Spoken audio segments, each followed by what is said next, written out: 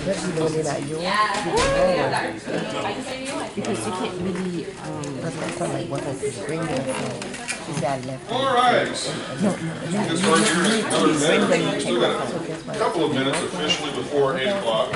A real quick recap of those that took the midterm exam or the first exam.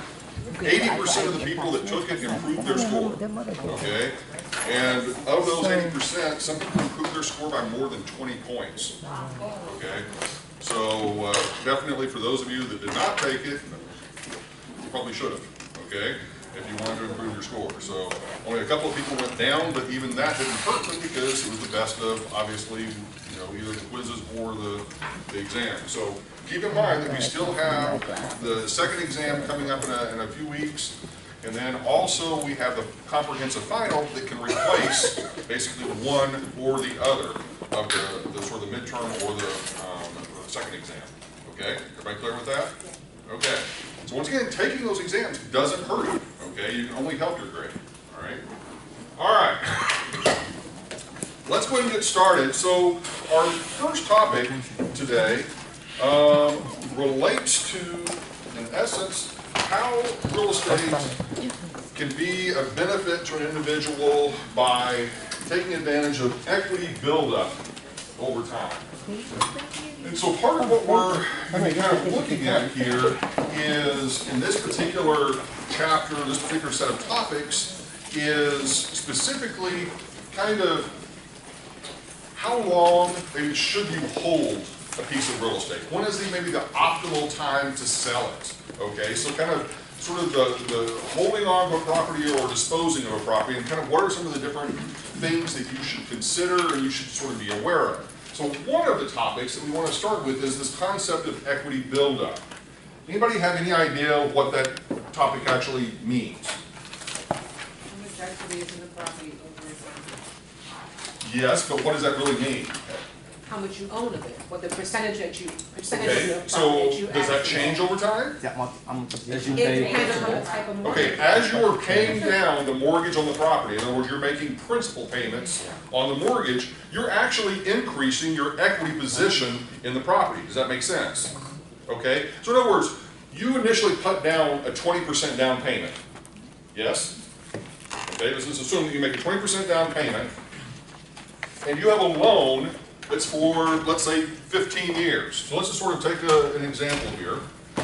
That we've got $1 million property.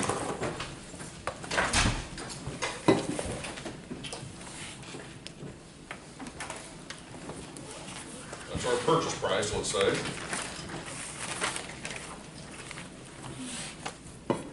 All right, and then we take out, let's say, an 80% loan-to-value ratio,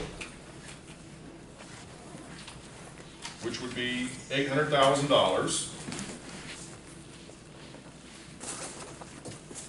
which means that we would have 20% equity for $200,000.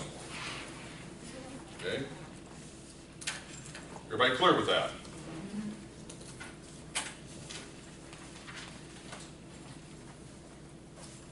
All right. Now, if this is, let's say, a 15-year loan,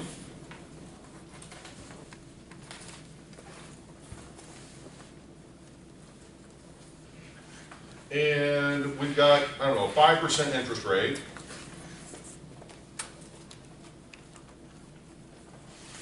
one of the things that we would want to know is, at any given period of time, what is our total equity within this property? Okay, at the moment we get the loan, what is our total equity? 20%. 20% or 200,000. Okay, how much, if we held on to the property for the entire 15 years, okay, of the loan, what would be our equity at the end? 100%.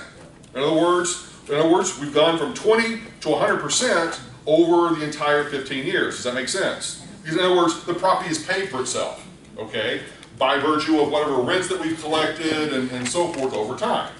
So the question though that we're asking is, at any point in time over that 15 years, what has been the total equity buildup that we are getting at any given time. Does that make sense? Yes or no? Yeah. Okay, so it's going to be something between basically 20% and 100%. Okay, and the dollar amount is going to be something between 200,000 and $1 million. Everybody cool? All right, so let's play around with this just a little bit. And the reason why this could be, important is that, if we just sort of say that our normal holding period is 5 years for sort of any property that we buy, and we've got a 15-year mortgage, what you would think off the top of your head is, okay, well, we've spent 5 years paying down the mortgage, so we've paid off 1/3 of the mortgage. No, not really, because you pay more interest up front than you really do, obviously, toward the end of the mortgage, you're paying much more principal reduction, okay? So let's just take a look, work through this particular sort of setup here. All right, so let's just assume actually, let's just keep it really simple and make it an annual mortgage. Only because then I can just write down every single year and you can sort of see what the equity buildup would be. All right? The process would be the same whether it's monthly or whether it's annual, other than just changing obviously the number of periods that we're compounding. All right, so we'll clear everything out. So we start off with our mortgage, which would be the $800,000, interest rate of 5%, 15 years, and then initially we've got to solve for the payment before we go in and start using the amortization function. If you don't do that, then the calculator is thinking that your payment is 0, okay? So we've got to go ahead and solve for whatever the payment is, get that. Then it's going to be a matter of then going through and using the amortization function of starting off with input 1 for year 1 through year 1, shift, amortize, equal, and actually let's do it this way. I'm going to put them on top of each other. Talk about that. Okay, so we'll start with that.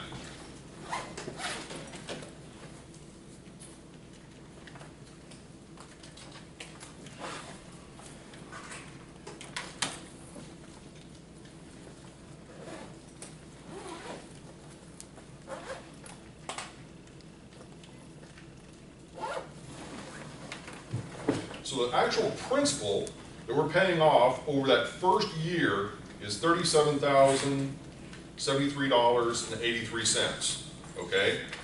And then the amount of interest that was paid over that first year, $40,000. And then our balance would be $762,926.17, okay? Everybody match up? Okay, now, let's talk about for that first year, okay? At time period 0, we had $200,000 of equity in this property, okay? And we had 0 sort of equity buildup during that, because it's obviously that's the beginning, okay? At the end of year 1, we still have the original $200,000, but we have paid off $37,073.83. Does that make sense? So our total equity buildup after 1 year would be what? Those two added together. So 200, 37,073.83. Does that make sense, everybody? Yes or no? Okay. You're going to ask a complicated question or an easy question? Okay. All right. So that would be, once again, our total equity buildup. Is everybody cool with that? So if we were to sell it at the end of that first year, and we sold it for precisely what we paid for it and so forth, so on, we would get this amount back in the form of equity, all right, plus obviously everything else, all right? All right, moving on. So let's just say now in year 2,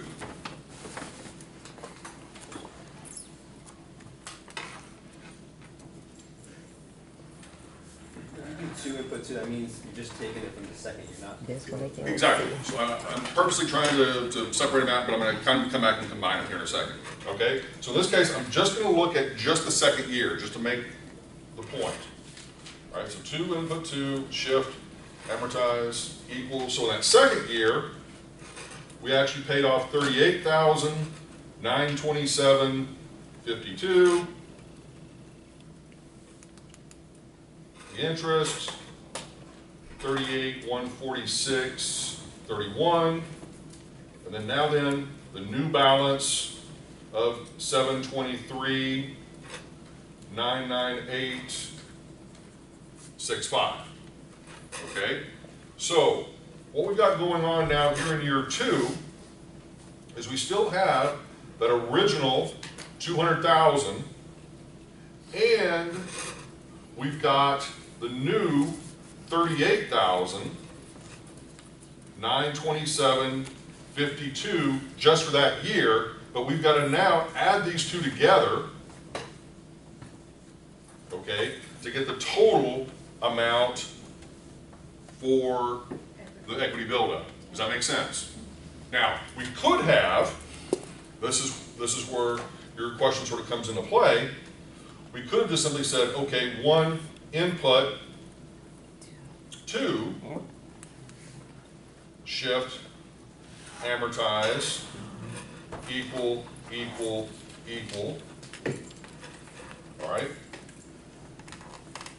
And here, we would have got the combined amount of $76,001.35 for the principal, the combined amount of $78,146.31 for the interest, and then the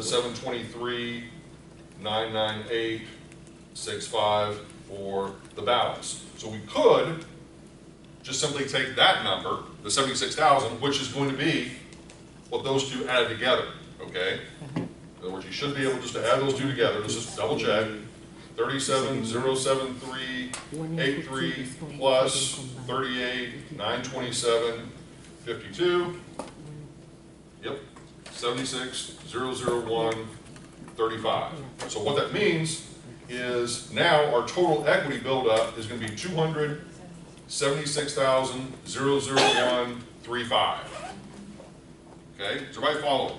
Okay, so just after 2 years of owning this property, we have gained $76,000 of equity in the property. Now, it's not like that's magical, but what it is, in the sense of, it's the old adage that if you have people leasing real estate from you, they're basically paying your mortgage, okay? And not only paying your mortgage, but they're paying off, obviously, part of the property in the sense that you are now $76,000 sort of richer in one sense, just in terms of the property itself, okay? So you're kind of following the concept, okay? Now, let's just sort of take that maybe a 2 years later. Let's just say after 5 years, okay? In this case, 1 input 5, shift, amortize, equal, equal, and equal.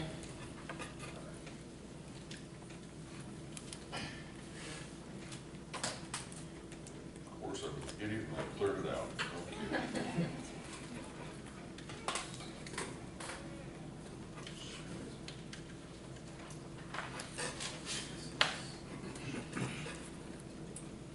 Okay. So we should get 204,856.31,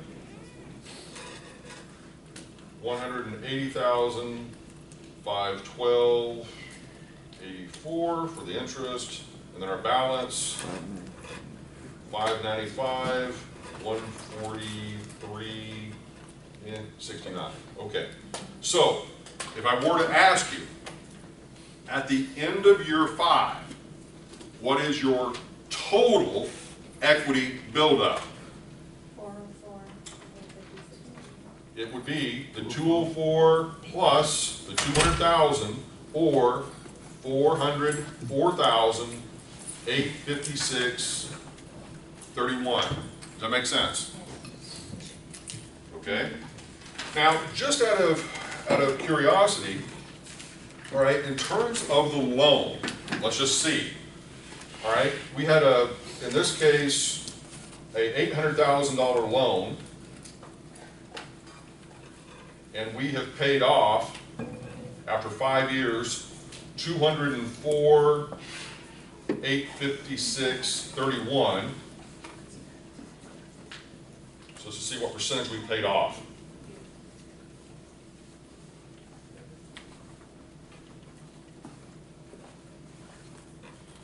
.6%, in other words, percent of loan paid off at end of year 5. Okay, so just to kind of put things in perspective, if you have a 15-year loan, 5 years of that is what percent? No. No, okay. Once again, 15-year loan, and you've paid off 5 years, it would be 33%. Okay? But we've only actually paid off 25%. And the reason is, as I said earlier, that up toward the beginning of the loan, you're paying more in interest than you are in principal. Okay? So, simple way to sort of express this is, you're a third of the way through your mortgage, but you have only paid off 25% of it.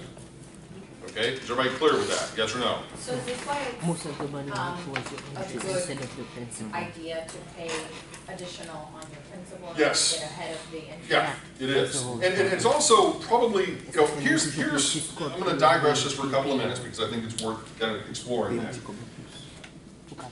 Unfortunately, what happens with many people, especially on the home side of the market, is everyone wants to max out the absolute most they can possibly borrow so they can get the biggest house or the most expensive house they can possibly afford based upon whatever their income is at that particular point in time. Would you agree?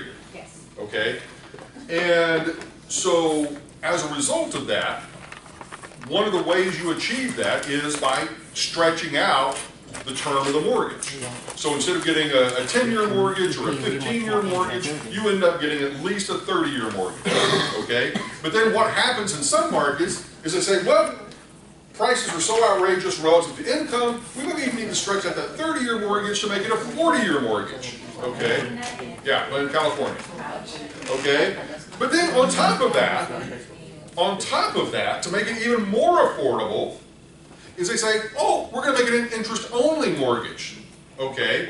So that you're not paying down any of the principal whatsoever, over that mortgage term, and then you end up with a situation of where this person has maxed out their credit in the sense of they bought too much of a house relative to their income, and then they're not really realizing, oh, there are other costs. There's property taxes, there's insurance, there's maintenance and repairs, there's furniture I need to buy, there's other things I need to do, to live my life. And then they don't have enough money to effectively do that, and then end up being foreclosed on, and, rinse and repeat, the cycle starts all over again.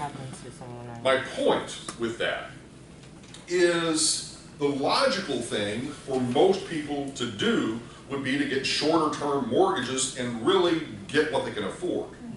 And a 15-year mortgage is much more reasonable in terms of, it pays off quicker. I mean, think about it like that. You get a mortgage at the age of, let's say, 30, well, you're done paying it off when you're 45. As opposed to getting it when you're 30 and then you're waiting until you're 60 to pay it off. Okay? Couldn't you get the 30-year, but Yes, paid? you can make extra payments, over time, but the problem with that is most people are not that disciplined. You know, I mean, most people, you know, they're saying, oh my God, I get this huge tax return, you know, or tax, you know, refund. And what am I going to do with that? Pay down the mortgage or buy a new boat or, you know, whatever, you know, and it ends up gravitating, oh, buy a new boat. So the point is, a lot of people just aren't that disciplined, and so it's kind of like if you kind of go into it on the front end, and when I say that, that's also part of the reason why most investors, whenever they're buying investment real estate, they almost always go for the 15-year mortgages, partially for that reason, is that then that's much more of a constraint on them to not get overly silly with the extra sort of cash that the property may be generating. Oh, he wanted to ask a question, but I have one too. Okay. So, what about people who would have a prepayment penalty as well? It's not like you can go through a 30-year and then finish it. You can if it's a residential mortgage without a prepayment penalty. Most residential mortgages, if owner-occupied residential mortgages, do not have a prepayment penalty. Now, commercial mortgages, like if you went out and you bought an apartment complex or you bought an office building or whatever, and you got a commercial mortgage on that property, most of those will have a prepayment penalty. Okay? When you're doubling up, you're doubling up just on the principal and not forget the interest. You're just going to double up your principal amount and pay that, and then you're making like 2 principal payments in one, which would shorten the lifetime of the loan. Right. I just wanted to reiterate so much to make sure I understood. Yes. Okay. Okay? I got a question. Yep. So you spoke about an interest-only loan.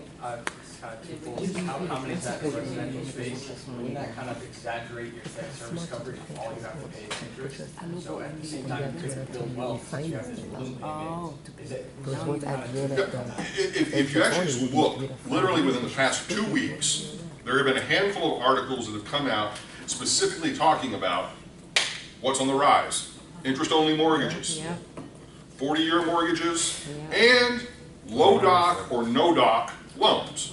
Okay, which is even, you know, no, it's the same nonsense, total same nonsense that we had happening in 2006, you know, and so it's like, okay, all over again, here we are, you know, and so it's like, if there's a precursor to a crash, that's it, okay? Isn't there some policies to like?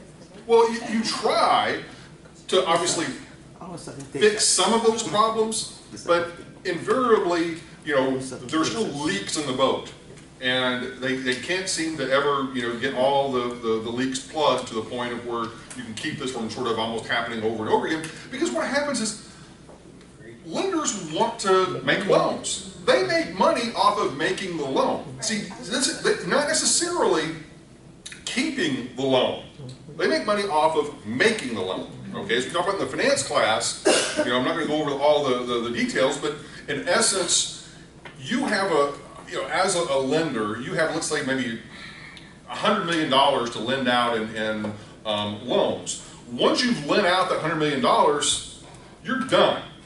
Unless you package up all those loans into a portfolio and then sell them off into the secondary mortgage markets and let somebody else deal with the servicing and the payoffs on those mortgages, whereas you can just start churning again, making those upfront fees for making the new loans over and over again. Make sense? Okay. All right. Moving forward, unless we got another question. All right. Yep. So this is assuming that the loan is amortizing. Is there a way to solve it if it's a non-amortizing loan? You mean it's interest only? Not necessarily interest only, but you know. So Well, I mean, non-amortizing would be, I mean, interest only, because there's no pay down of all of your principal. is there no, so there's no middle ground. Let's say it's not like a set schedule, right? What's the pay down? Like, how do you calculate? Well, you just whatever the reduction of the principal balance is what your equity buildup would be. Okay, so That's all you're doing is just saying, what equity do I currently have in the property? Regardless of whether the pay down is a consistent pay down or whether it's stair-stepped or lump sum, whatever, it's all just be predicated on what is that payoff amount. so in in those instances, I guess, what I'm asking is you wouldn't be able to use the and word function like we didn't. No, I mean, but those are going to be rare circumstances where you are paying off some other precise dollar amount of the loan balance. Okay, but you're going to use Excel to do that. We're not going to require you to do that by hand. Okay. All right.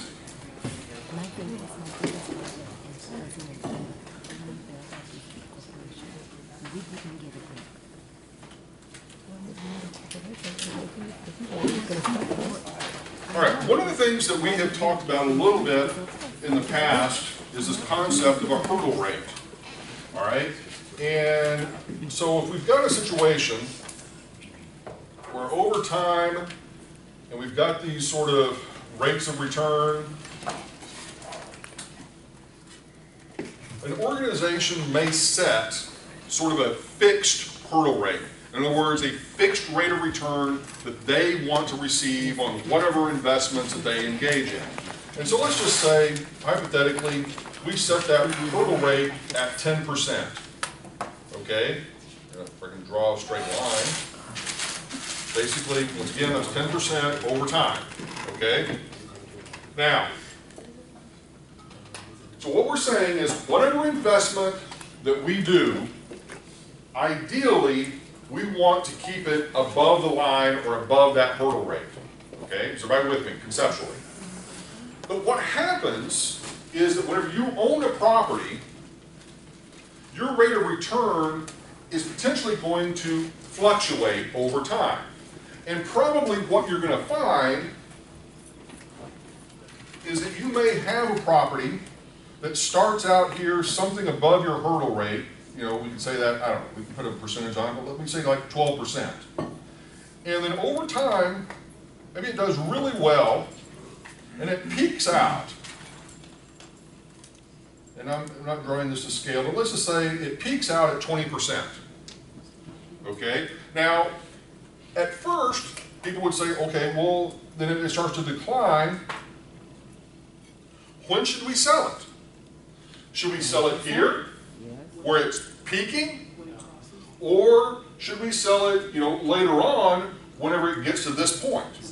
Okay? Well, if we're following just simply a very straightforward decision rule, we would wait until it kind of gets to this point, because what we're saying is it no longer meets our required rate of return or our required hurdle rate. Is everybody with me on that? Yes or no? Yes. Okay? But we can make this much more complicated. I don't want to do that. You know, and the extra complication would be, well, what if our hurdle rate changes over time?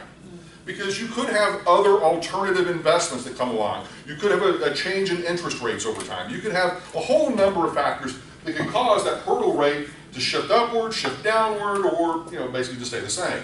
But now you're saying, well, where does the hurdle rate come from?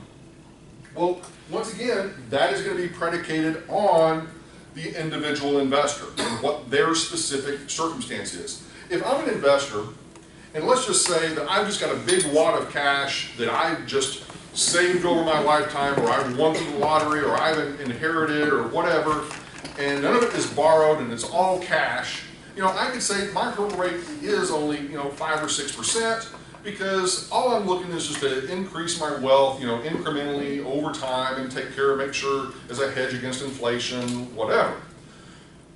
But if I'm a much more active investor and I really am trying to maximize my rate of return, you know, and I've got partners in the deal, and I've got to worry about potentially money that I borrowed and so forth, then my hurdle rate's probably going to be substantially higher. You know, so it might be 10%, 15%, or whatever it is. But it's going to be predicated to a certain extent. It's kind of like this.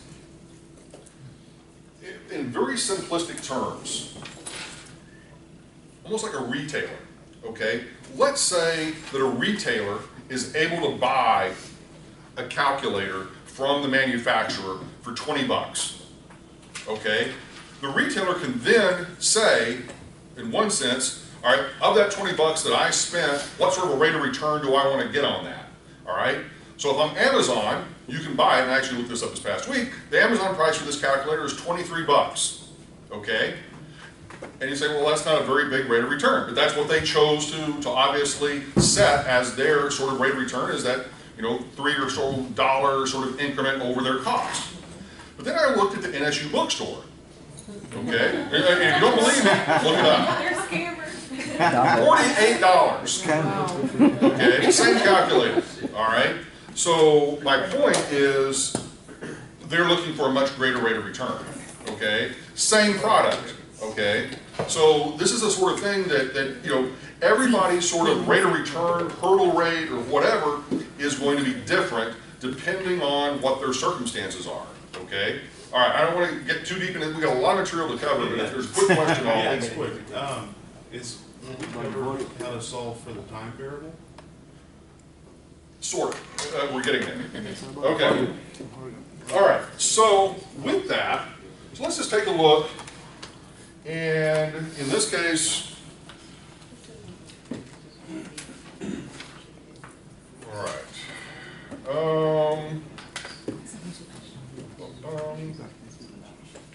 All right, so part of what we're looking at is this, just a sort of terminology-wise, this is our marginal rate of return, okay? Marginal rate of return. And then this is just simply our, in this case, our optimal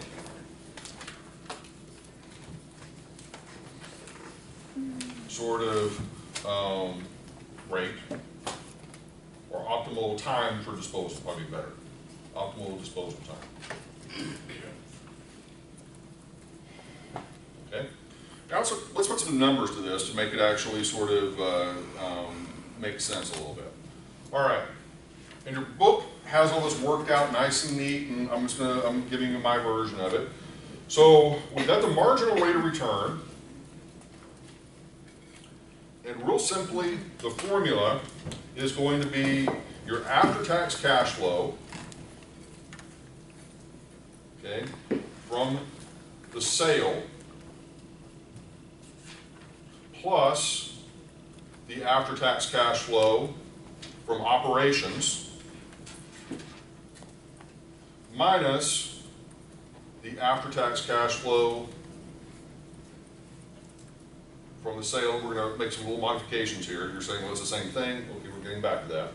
And then, in this case, divided by the after-tax cash flow in from the sale in year one.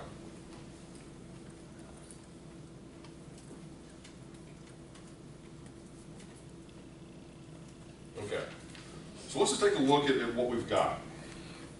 So if we basically are wanting to look from one period to the next, okay, we're going to have to get 2 periods worth of data. One period is the initial period. So in this case, let's just put it up here. We've got, let's say, year one, and we've got after-tax cash flow from operations, and then we've got after-tax cash flow if we sold it then. Then in year two, or period 2, we're going to have the same thing. So we're going to have these 4 numbers, okay? So in this case, let's say in year one, we generated $10,000 of after-tax cash flow from operations, and then if we sold the asset during that, or at the end of that period, we would sell it for, let's say, $100,000. Okay? But in year 2, let's say the income actually goes up to $12,000, and we could potentially sell it for $110,000. Okay? Now, let's take a look at this little formula, because this is something a little bit different than we have done before. And just kind of, let's walk through it and try to understand what's actually taking place. All right, so what we're saying is that if we were to sell it right now, just after year one, what sort of a rate of return are we sort of generating short term? What's a cap rate? 10%. That's sort of like a 10% cap rate there, yes? And if we sold it just isolating year 2, the cap rate is what? 12,000 divided by 110,000 would be a 10.9% cap rate, okay? Just isolating. But now if we take a look at the incremental or marginal sort of benefit of holding it one extra year, this is where this little formula comes into play. All right, so the after-tax cash flow for the sale in year 2 is 110,000. Okay. The after-tax cash flow from the operations in year 2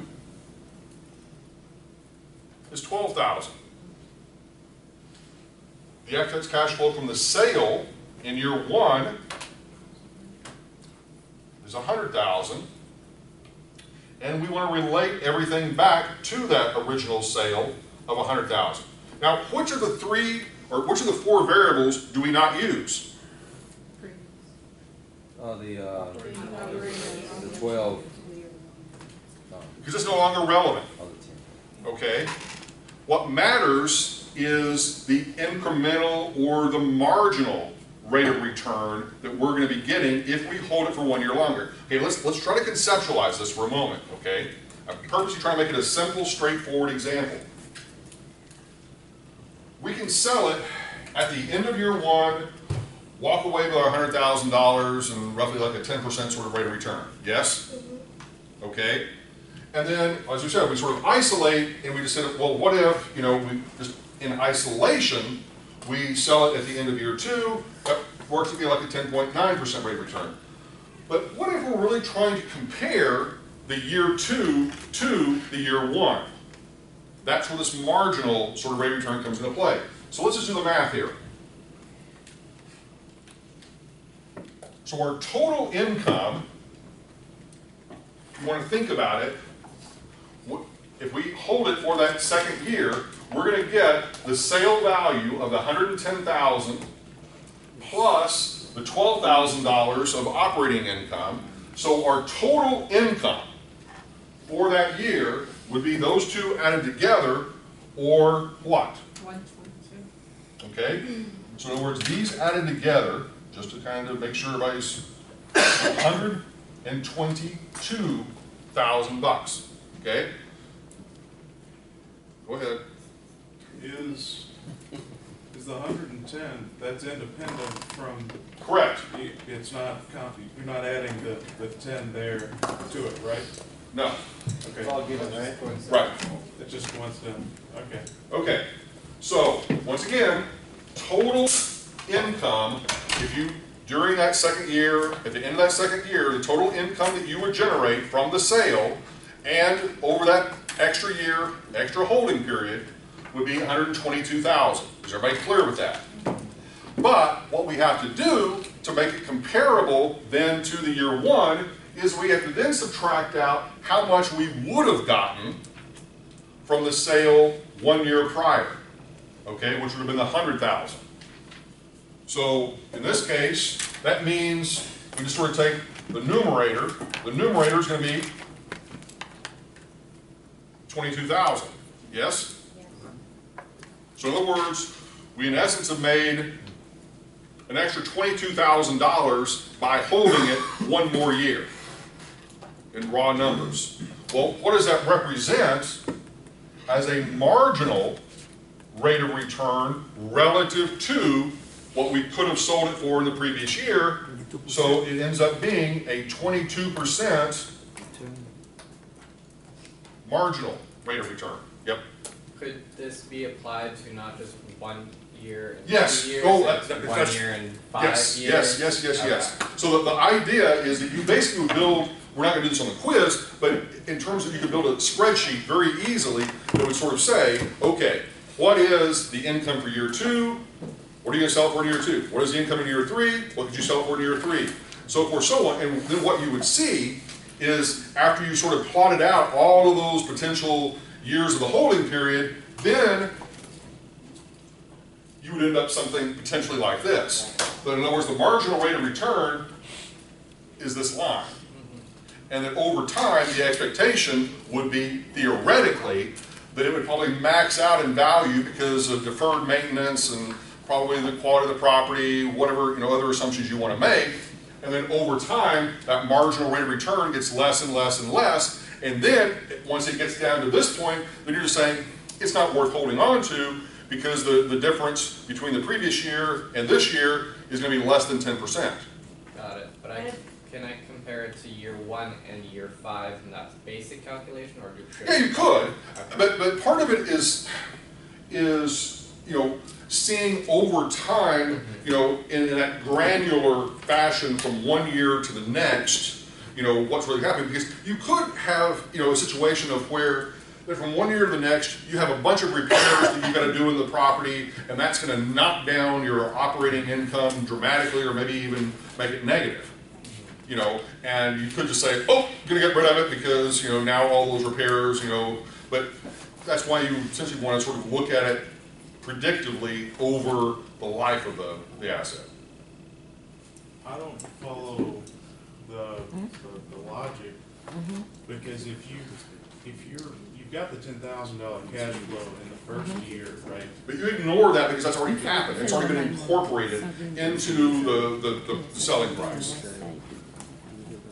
But in this instance, Here's the thing. What you're trying to do is you're trying to look at everything in tandem. Okay? In other words, connected. This is, we're isolating, and we're saying, at the end of year 1, what is the value of the property? I follow that. No.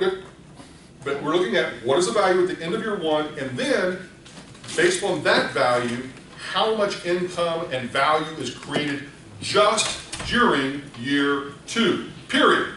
We're ignoring anything that has happened previously in terms of the income. We are just looking at that one period and one period only.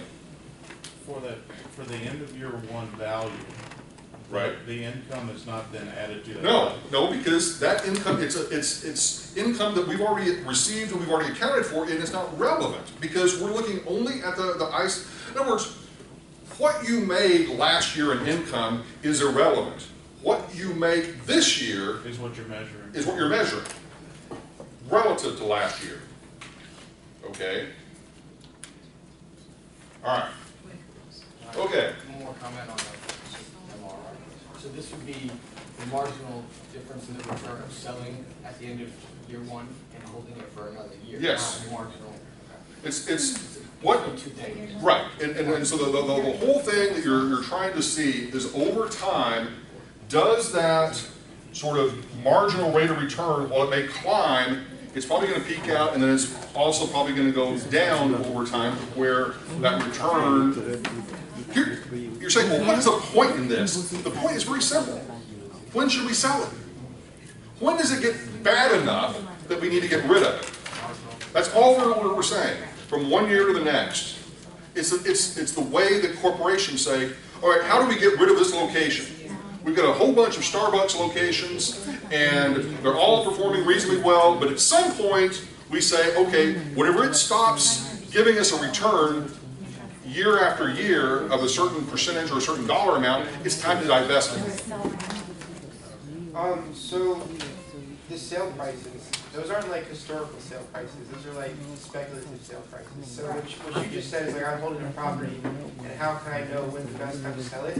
But well, how would I know because I'm no, you would, no. Okay, no, hold on.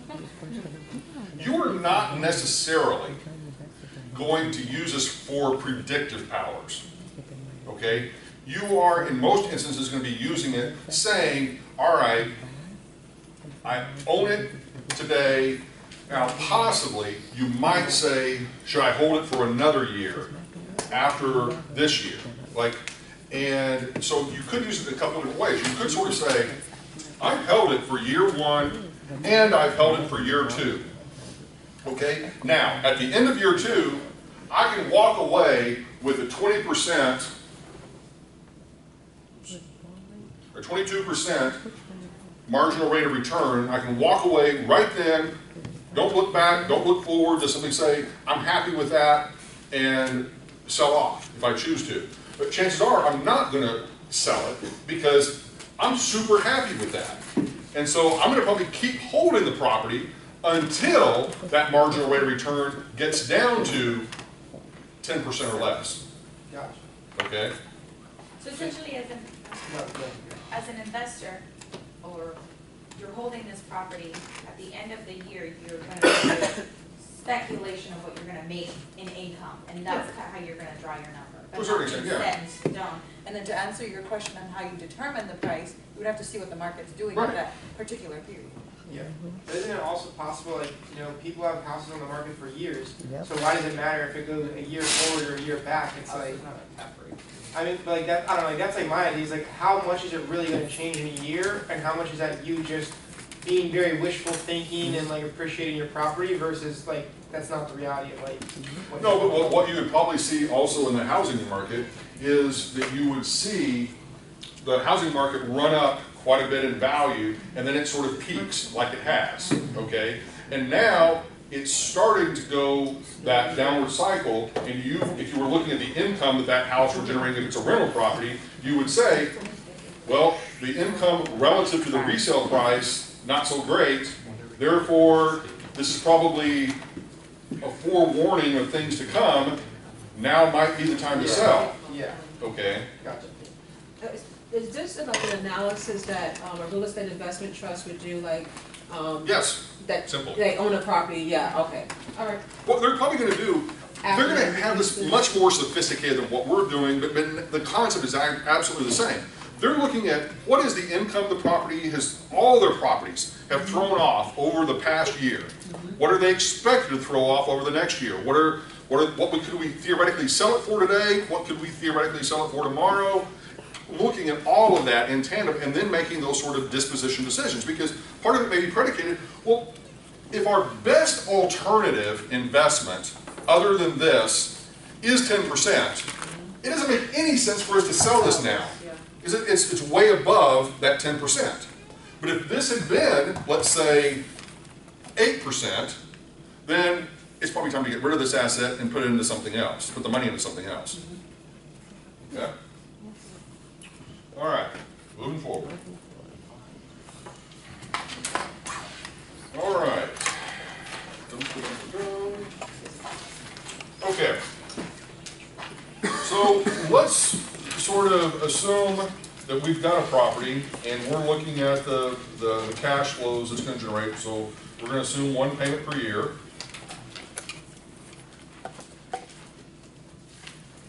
Everything out. And in this case, let's say that we bought a property for $100,000.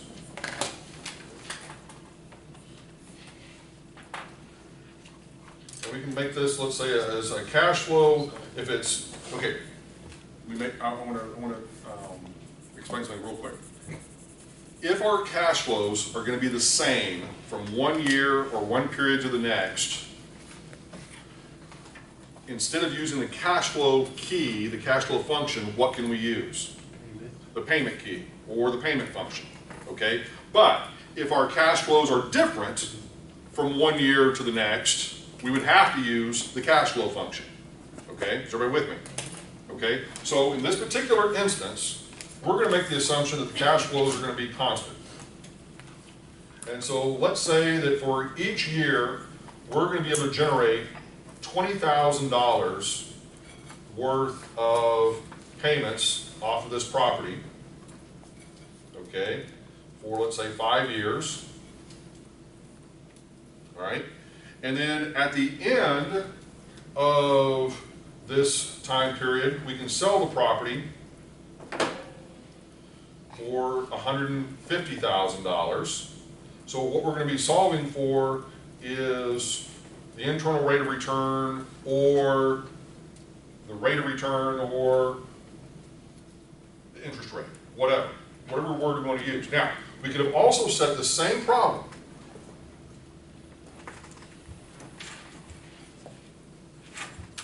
using the cash flow function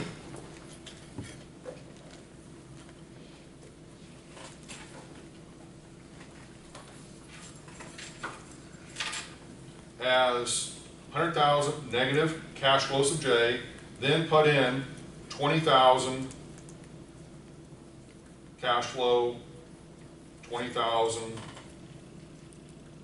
cash flow, 20,000 cash flow, 20,000, and or we could have used the shift n sub j to shorten it. And then for the final year, we've got to put in the 20,000 plus the reversion or the resale of the 150 as our final cash flow in year 5, and then we would simply use the internal rate of return function. Both of those approaches are going to give you the exact same answer, okay? It's the same problem. It's just that we can kind of shorten things up a bit because the amount of the payment that we're receiving is the same every single year, okay? Whereas over here, we would have to put in each of those cash flows separately, all right? Because we normally use the cash flow function for properties that have uneven, unstable, or varying cash flows from one year to the next, okay? Does that make sense? And then we obviously add in here the final reversion to the income, excuse me, that we receive for that year. So this is, in one sense, this last little piece, you sort of think about it, that's our total income that we receive for that year.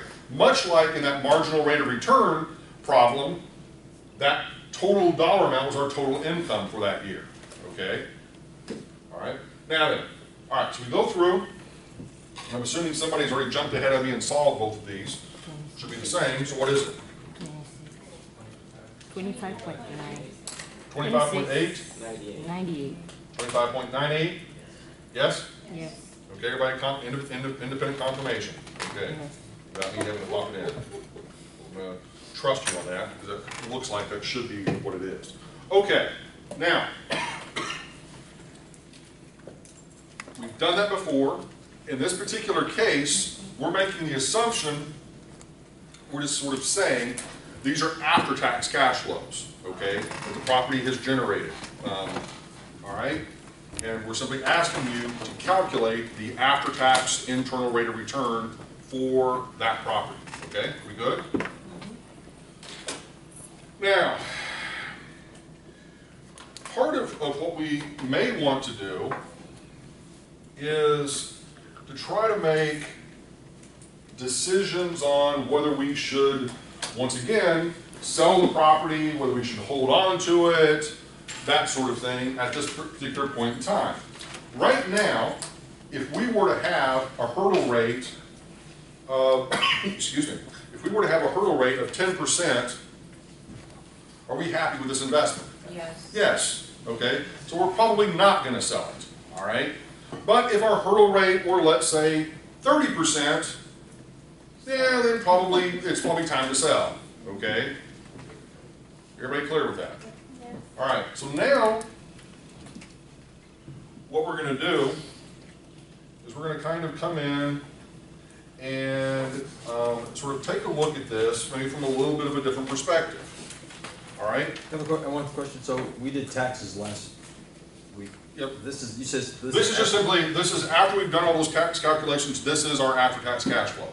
But not, this doesn't include depreciation and all that. It's already been taken out. Oh, yeah, okay. Okay, in this example, okay?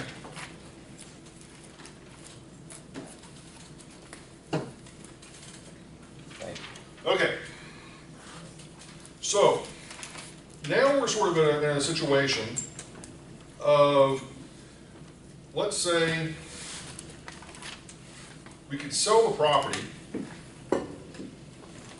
$150,000 here at time period 0, all right? And someone else is buying it, in essence, for the $150,000. But let's just kind of initially to sort of keep the perspective of we keep owning this property for the moment for another 5 years, and we try to predict what's going to happen basically with the income associated with this property. And let's say the income stays constant at 20,000.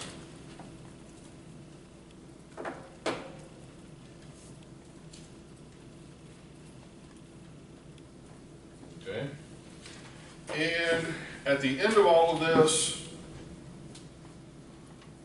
we could sell it for, let's say, 125,000. Okay. So now, go back and sort of redo the calculations. So we can kind of go in, once again, this in as a cash flow, or you can put it in as simply a payment amount for 20,000.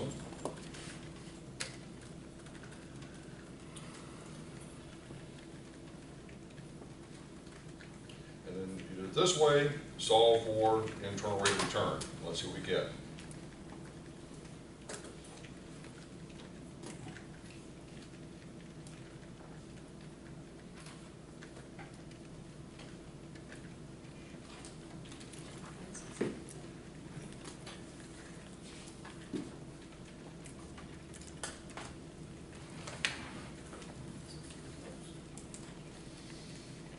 Okay, so if we held on to it for another 5 years, what we're basically saying is if we hold on to it for another 5 years, then our rate of return over that 5-year holding period would be something like 10.63. Well, that's a heck of a lot less than the 25.98. So what happened here? Well, specifically, we're selling it for less than we could have sold it back here. Okay? Our income is not increasing and staying constant. Chances are the peak of this 150,000 took place because the property was still pretty good operating condition, pretty good maintenance and repairs that have been done. But holding on to it for another 5 years, it's probably deteriorated in value. Therefore, our rate of return that we would be getting over holding it that extra 5 years is not going to be as great as if we would have sold it after the first 5 years. So in other words, we may have missed an opportunity. But again, it's all based on speculating. Well, to a certain extent, yes, but part of what we're trying to do is just to understand the concept, because this is something we're trying to think about. You can apply it a variety of different ways. You could say, okay, we've held this thing for 10 years, this is what actually happened to us, boo-hoo, we didn't get the rate of return that we could have gotten 5 years ago if we had sold it, this is what we ended up with, okay? Or we could say, well, looking 5 years into the future, what if we were sort of saying the market has crested, there's a good chance the market value is going down, and we could play around, with whatever that resale value is and speculate, yes, that it could go down, to 100,000. Well, what would that really do to us in terms of our rate of return? Are we willing to take that risk versus selling it now, pocketing the cash? Makes sense. Okay? So there's a lot of different ways you can look at it, okay? All we're really trying to do here is we're not trying to validate, what those future dollar amounts, are actually going to be. It's more we're trying to say, what if they are this? What would that mean for us? So then, the basis for the investment is what the expected reversion for that year is. So like with your MRR calculation earlier, you can use, so that the basis of the reversion price of the year you're sitting at, if you do the IRR for the next year based on the income and the expected reversion, that percentage comes out to the same as your formula. Yeah. That's where I was getting at. Okay. All right. If your hurdle rate's 10, why would you want to sell this? Then you have to reinvest. Well, okay. What we're saying is we're switching back and forth between different issues. We're saying that if you wanted to maximize your sale price, you potentially would have sold off 5 years ago, okay? But it's still above your hurdle rate, so you still could theoretically keep owning this, and if you're happy with that 10%, you can continue to do so. What we're simply showing here is it's kind of like you could have sold, but you didn't. What would be the consequences of not selling? okay? The whole thing of just holding on to something maybe too long, for whatever reasons, you know? Because you want to try to remove as much emotion out of this process as you can as an investor. And the problem is many people, that's what they get hung up on, is the emotion side of it, and say, oh, you know, I've held this property for so long, it's been so good to me, but then it really should be more of, what has this property done for me lately? Yeah. Okay, you know, not so much this, you know, it was really good to me for 20 years, it's more, well, what has it done for me the past year or two? Okay, what, sorry? You're not married to the property. Correct.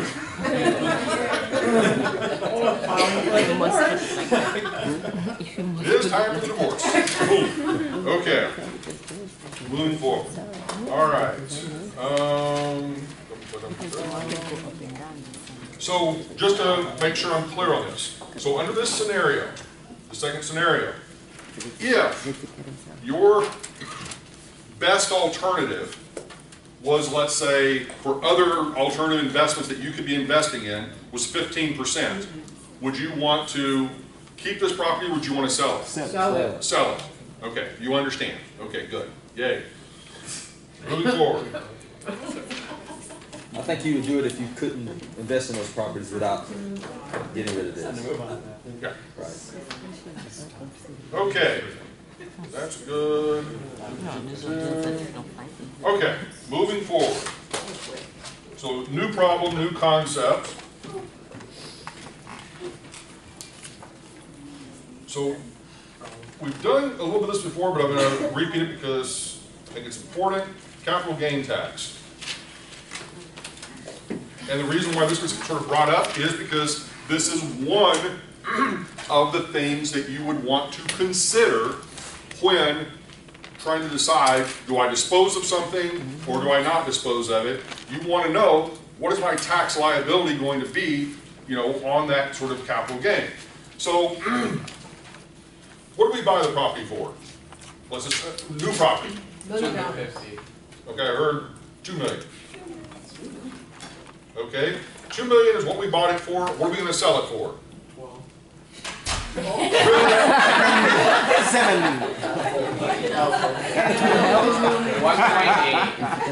All right. You're gonna make it better. Okay. All right. So we bought it for a piece of land. We bought it for $2 million. We're going to sell that piece of land for $12 million. Okay. This is the partnership structure that we need to sign up with Angelo to take advantage of this. So our capital gain is going to be $10 million. All right. Life's sweet. Everybody understands? Capital gain, $10 million, just flat. It's land, non-depreciable, so that doesn't come into play. All right? So in this case, if our capital gains tax rate is 20%, how much income tax payable would we have on the gain? $2 million. Yeah, let's not get into that right now. Okay, so $2 million would be your tax on the capital gain. Really simple problem, okay? Everybody understand that, yes or no? Yes. Okay? Now we have a new topic that we have not talked about.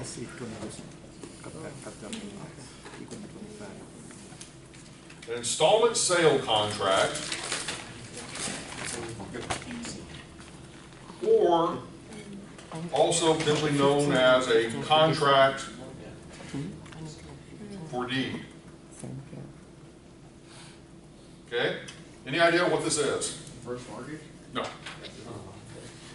Like a lease to own.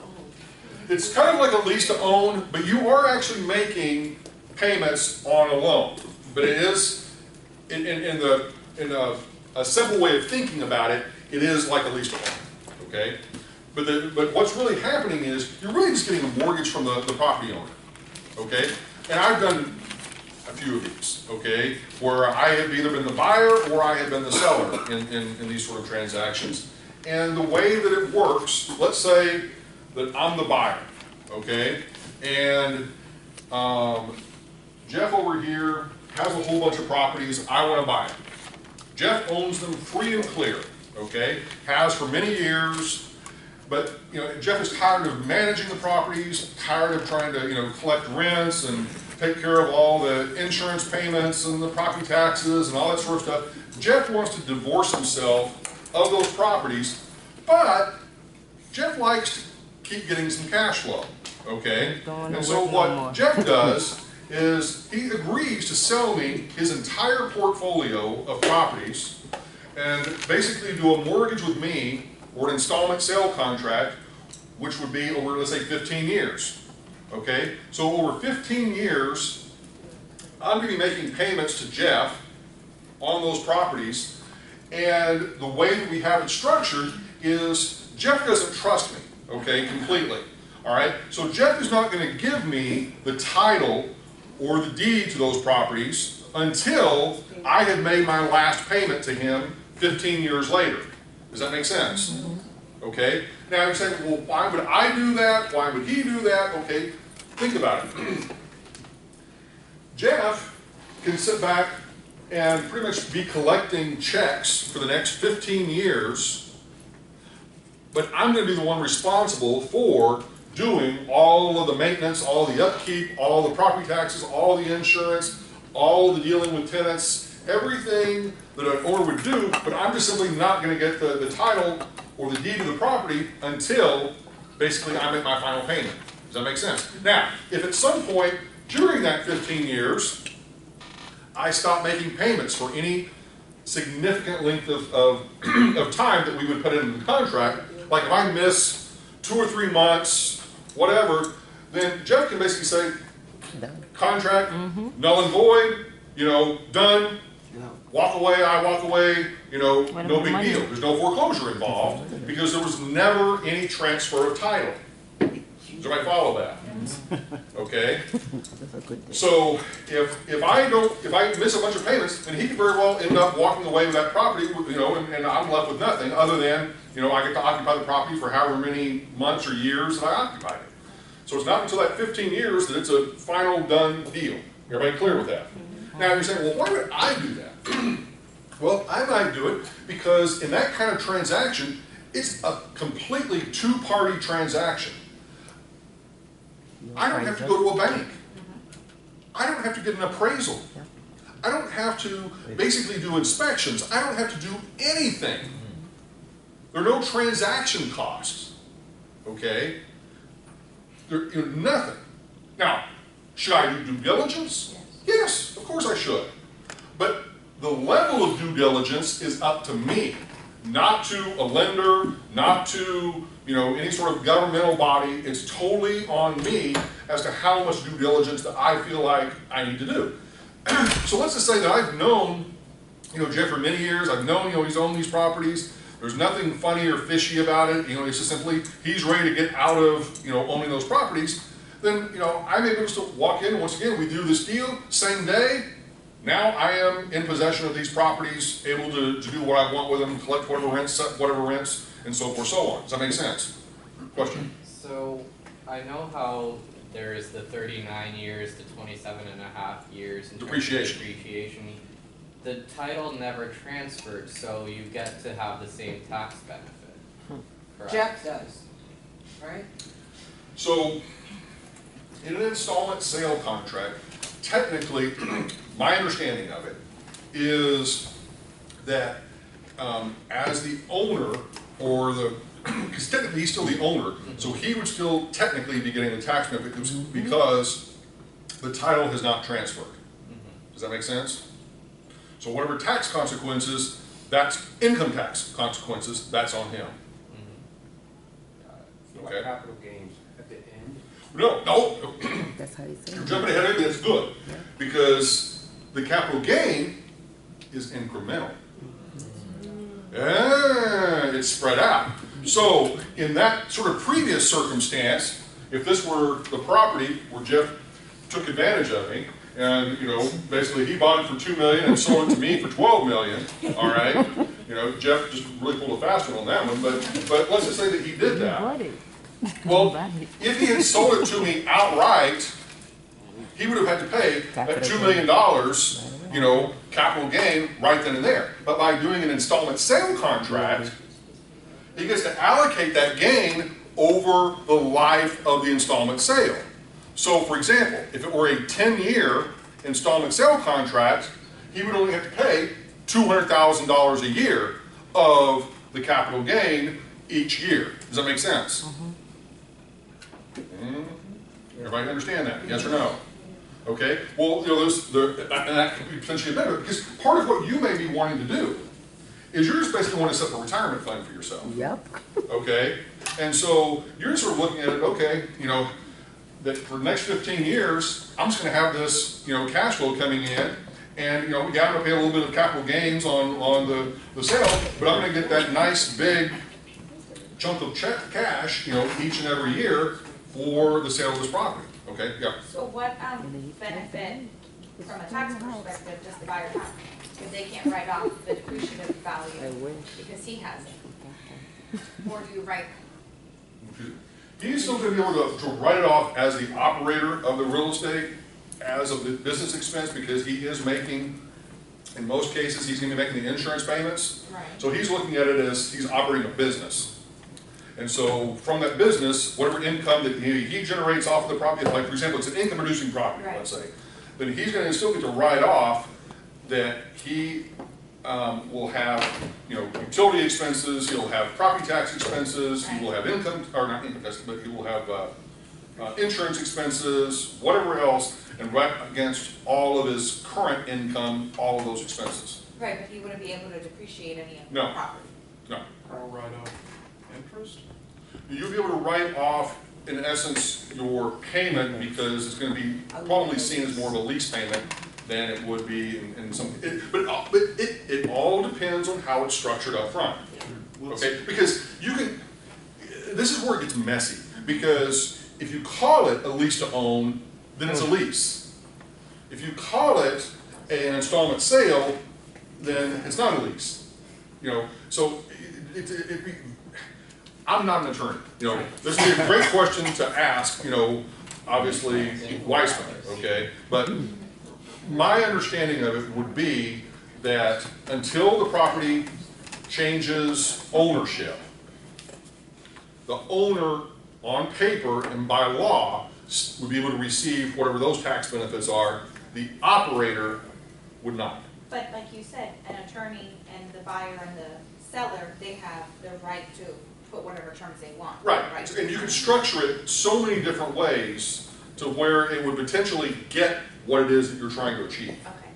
Okay. Okay. Let's say it exactly halfway through, right?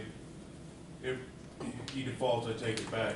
Is my new basis going to be $7 million? No, your basis as the owner property is not going to change because you haven't sold it officially. Even though you're making that yearly capital gain payment?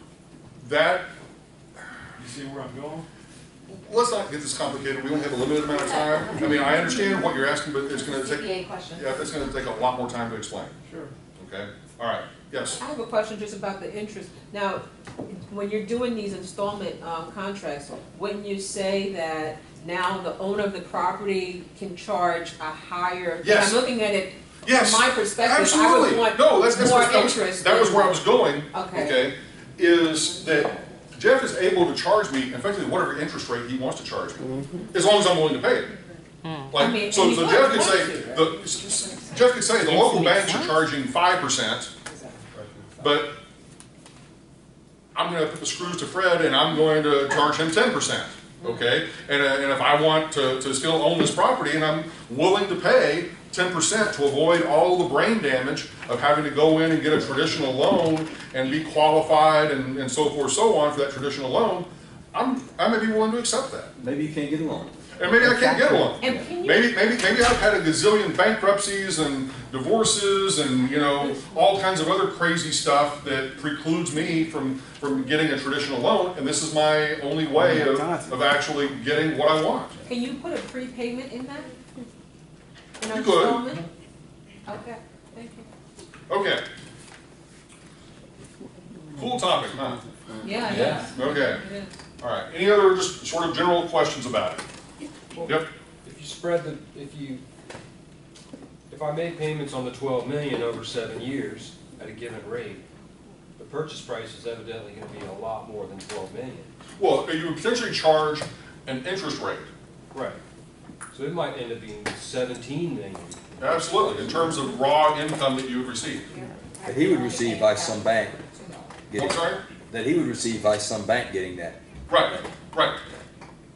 I Okay. mean, you can work it out what it is, 12 million at 7% interest or whatever. Right. You can actually charge a lower interest rate and still you make more money. It all depends on what you're trying to achieve. Okay? And what this person, the buyer is willing to accept. And so, both sides have advantages and disadvantages. But part of what we're really trying to get around to is you understanding what those advantages and disadvantages are. Okay? Okay? Other questions? I have a question. Yep. Let's say I change my mind after a couple of years and I decide I want to sell it. That's going to be a problem because technically you have engaged. I mean, in other words, in his case, that he's saying that I'm tired of dealing with Fred and I really want to. Too bad, so sad. And as long as I'm continuing to make my payments for the next however many years, he's stuck with me.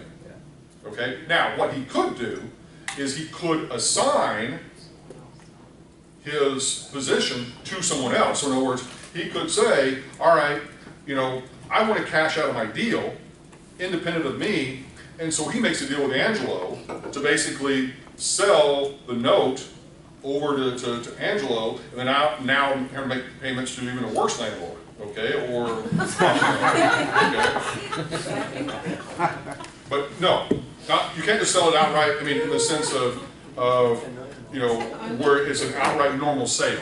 It would have to be an assignment of the contract that I have, okay? Unless I agree to it. It could be that maybe it's mutually agreeable that we just cancel this deal right here and now and we're done. Yeah? All right, good questions. All right, let's see here.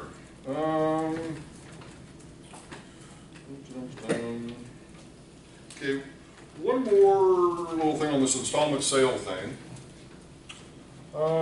So let's just say, this actually gets to Jeff's sort of point, that we've got a buyer that agrees to make monthly payments of, you give me $1 now.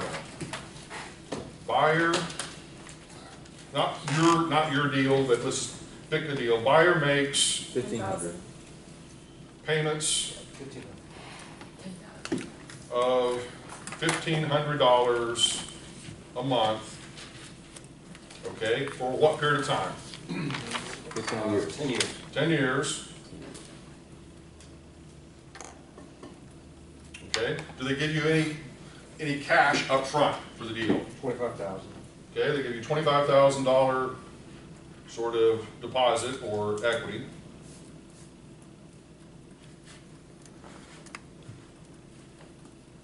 Okay, and let's say on top of this, we'll make it even a little bit more complicated. Let's say that you've got an existing mortgage on the property, that you don't own it free and clear, and maybe you've got an existing mortgage for, let's say, $100,000. So basically, I'm willing to assume a $100,000 existing mortgage. Bless you, goodness. All right, existing mortgage the buyer assumes.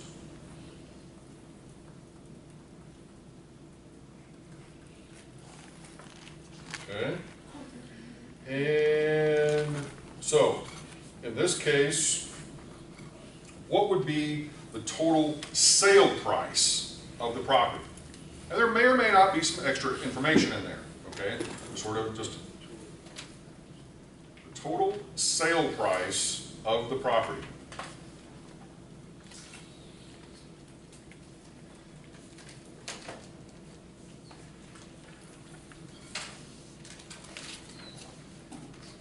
All right, so what we're going to do, we're going to take that 1,500, multiply it by 12 to get an annual number.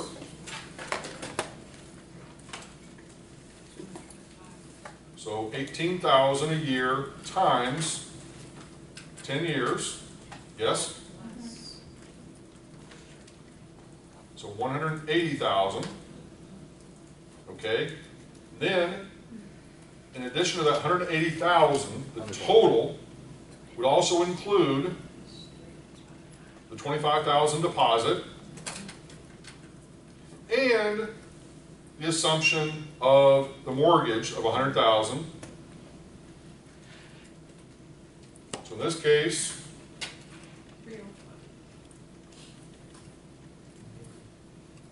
the total purchase price, using sort of Jeff's, kind of sort of framework of we're basically including all of the interest payments to Jeff, if there are any, within that $1,500 a month. We're saying that could be partially interest, could be partially all principal. You make those determinations, okay? And then the mortgage, then that obviously is something that now the buyer is going to be responsible for on top of those $1,500 a month payments. Okay, everybody with me on that? Yeah. So the total sale price is 305. I'm sorry? So total sale price is 305. From the buyer's perspective, yes. Okay. Now the net cash that the seller is receiving is the seller. You're going to receive a total of 180,000 plus the $25,000 deposit. You're giving up that $100,000 mortgage. Okay, because you're not receiving money from that. Okay, all right.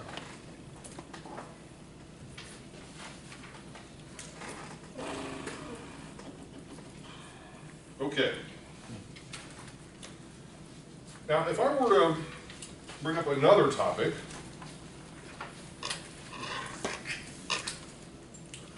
sorry, but that could be done with the owner still paying the mortgage? it can be structured in an infinite number of ways, yes. It could be that Jeff keeps his mortgage, assuming that mortgage doesn't have a due on sale sort of clause, or, in essence, it would be difficult, let's put it that way. Okay, all right. So this topic, not going to spend an inordinate amount of time on this, but it's worth introducing. Tax deferred, 1031 tax deferred exchange. Now you've probably heard of these. And all this 1031 is that is a section of the IRS tax code, okay? So there's nothing like, I don't know, specific about it, other than it's just referring to a specific section of the IRS tax code, section 1031. That's why you will hear it referred to as a section 1031 tax deferred exchange. Now it is not, as some people call it, it is not a tax-free exchange. It is a tax deferred. At the end of the day, the IRS is always going to receive their money, okay? It's just a question of how far you push that out into the future, okay? So the way this works, as I said, we're not going to get into the minutia of this because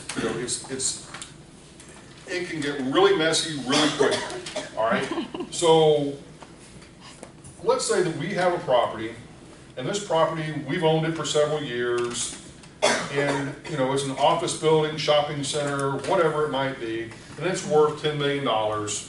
And we bought it, though, for, let's say, $8 million. So we bought it for $8 million, purchase price, sale price is $10 million. That means ordinarily we would then have a $2 million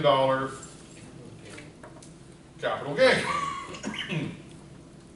All right, so if we sold it just outright, we would then have to pay the capital gains tax on that $2 million. Everybody with me on that, yes or no? Yeah. Okay. What a 1031 tax deferred exchange allows you to do is to basically find a new property or set of properties that you want to purchase and basically roll all of that money into, the entire $10 million. If you don't roll the entire $10 million into the new property or properties, you're still going to be subject to some of the capital gains tax, okay? Is it within a certain time frame? I'm sorry? Yes. You're going to have a limited amount of time, And to be honest, those exact numbers escape me because they've changed over time. But typically, it's like you've got a certain number of days, usually like maybe 6 months or something to maybe 45 days to 45 identify, days. 180 days to. right. So you got like 6 months ultimately to make the deal happen. Okay, but you've got, as you're saying, 45 days up front to like identify a list of properties or the property that is going to be ultimately used as this transaction. And over time, those laws have become more restrictive in terms of the identification process, the actual time that they allow, and the reason for that is the IRS doesn't really want you to do this, or the government doesn't really want you to do this. This is simply a mechanism to take advantage of the tax laws to minimize your tax burden. Okay, so keep that perspective in mind. Okay, this is not like the government saying, "Woo, free money." No, they're basically saying you can do this, but we're going to put a lot of restrictions on you in order to allow this to happen. So let's say on a relatively simple basis, you find another property, and that property is priced at $10 million.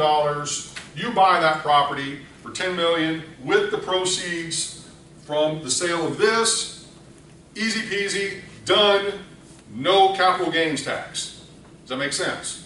Now we can complicate this up for the next 10 hours if we wanted to in terms of all the different ways that this could be structured and so forth. The part that's important for you to understand is that we are trying to basically avoid paying capital gains tax. Okay? And so what we're able to do is basically say, okay, we've got one shopping center or one office building, and we want to sell that one in this market and buy another, maybe in the same market or in a different market. Okay? And that's what this sort of allows us to do. And without necessarily having to cash out all of our capital, or the capital gain, having to pay tax on that. Because, just 20% of $2 million is going to be what? Like what? 400,000? Is that right? Make sure I'm 2 million times 20%, 400,000. Okay? So by doing this transaction, we avoid $400,000 in capital gains tax. So I would say it's probably worth it. Okay? Now, subsequent to that purchase, maybe several years later, we find another property. And let's say this property is 12 million. Well, this property we bought for 10 million, and let's say that we sold it for 12 million. Okay, so now we've got another $2 million gain. But if we now use that full 12 million to buy this new property for 12 million, we still are not paying any capital gains. Does that make sense? So now we have avoided $4 million, 2 million plus 2 million of capital gains, which at the 20% tax rate would be now $800,000 of taxes by doing this. Does that make sense, everybody? Yes or no? Okay? And we can keep doing this, pushing this forward as long as we want, as long as we don't take out the cash from the property. Now, the moment that we try to cash out some of that capital gain is where we get in trouble, because then all of a sudden we're going to then be subject to all of that. This is why for a lot of investors, they tend to be long-term, sort of almost lifelong sort of investors and not sell, because maybe they have done this more than once, and you would end up with a massive tax liability at the end if you were to sell. Okay, question? Let's say, for example, a politician wants to raise the capital gains tax the following year. Can you choose to? You would be screwed. No, this is my point. Is you can't go retroactively back. And yeah. So for example, this is I think what your sort of question was. All right. If we've just bought this, okay, and we've just avoided $800,000 worth of capital gains, and all of a sudden, the moment after we bought this, we find out, yes, Congress is going to raise the capital gains tax rate to 30%. Oh, damn. Okay?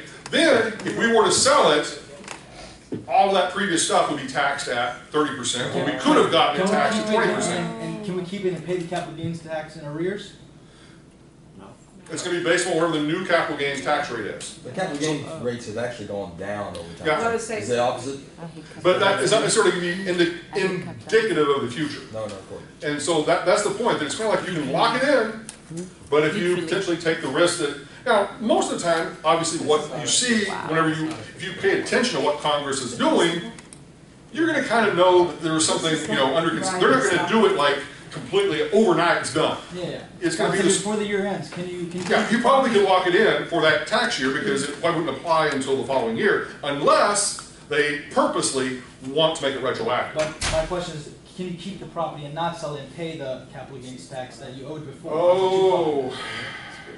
Start from fresh on the new one. I think that would be problematic, Okay. but it might be possible. I'm not 100% sure. Okay, another question. So the gains that you are avoiding and essentially going over to each property in this 1031 Yep. section, it just continues to pile up. Yes. Correct? Yes. So then let's say you're now at whatever, the time that it's time for you to sell. Yep. And you've tallied up what you would totally pay for that capital gains. Could you sell undervalue slightly to avoid some of that tax?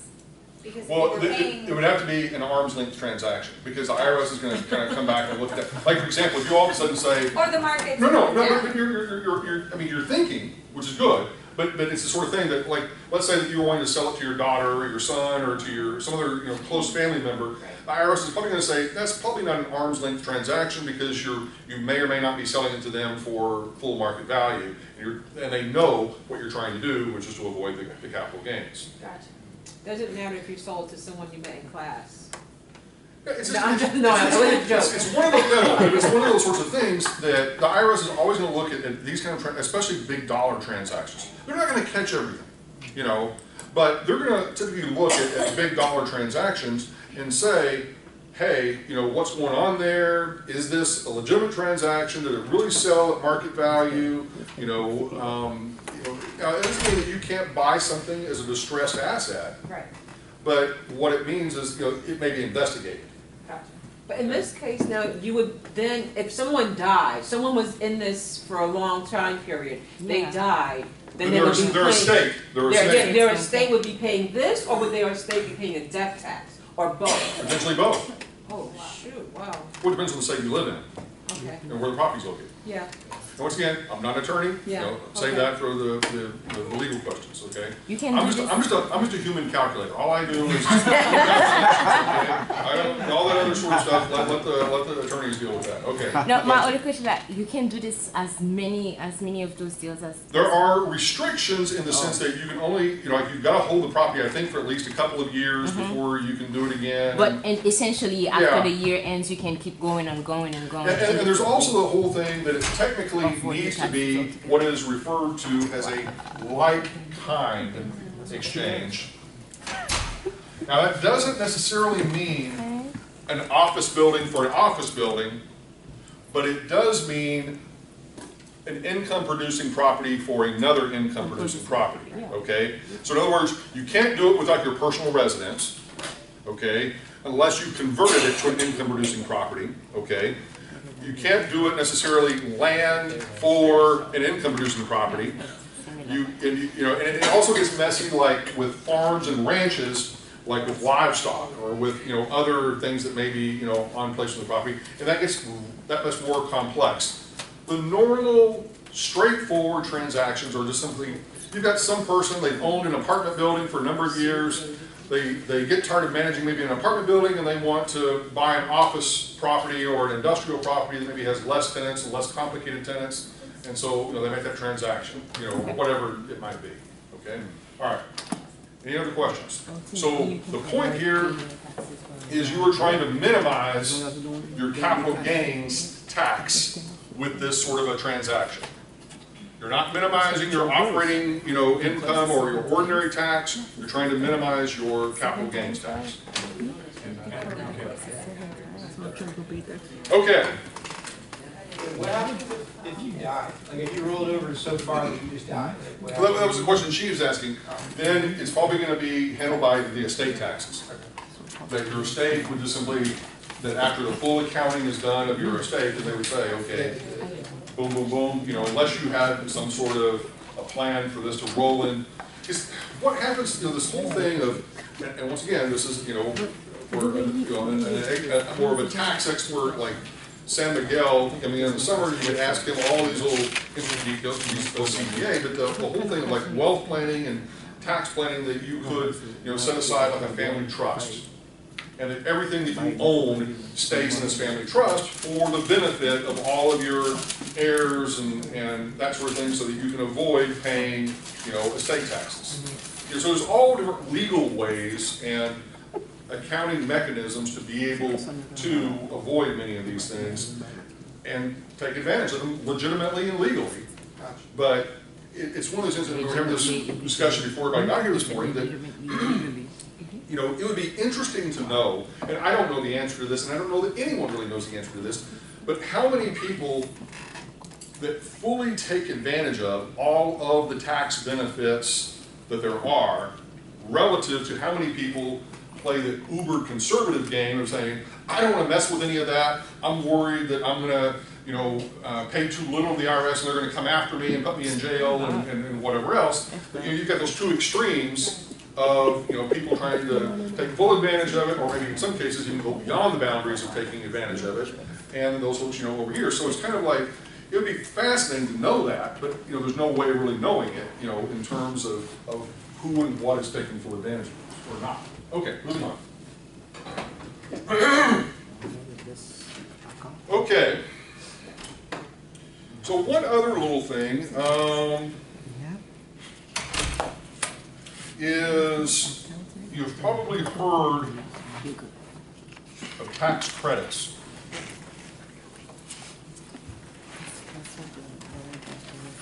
These are different versus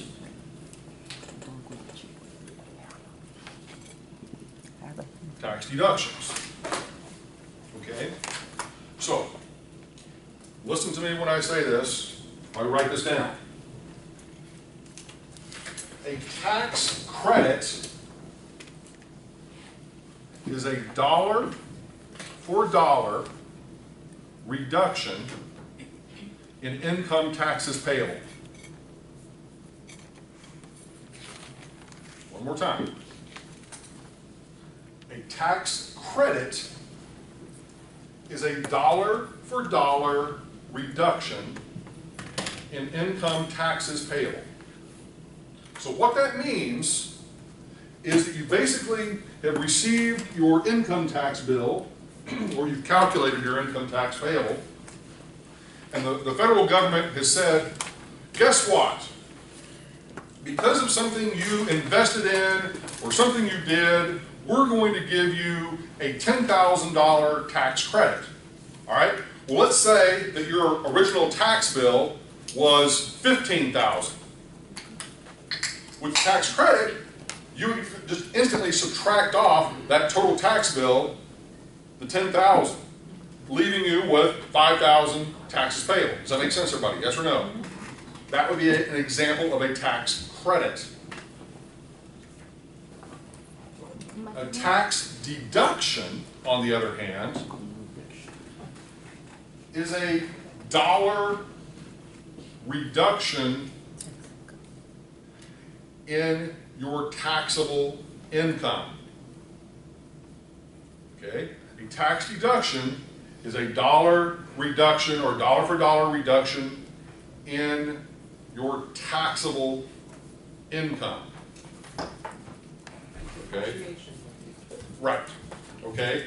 Examples of deductions would be what we have done thus far, which are, as you mentioned, subtracting out depreciation, subtracting out interest expense, subtracting out amortization of points. Okay? All of those would be examples of tax deductions. Okay? Also, you know, property taxes would be an example of a tax deduction. Okay? Property maintenance, tax deduction. You know, all of those are items that you potentially would be, you know, able to deduct from the taxable income.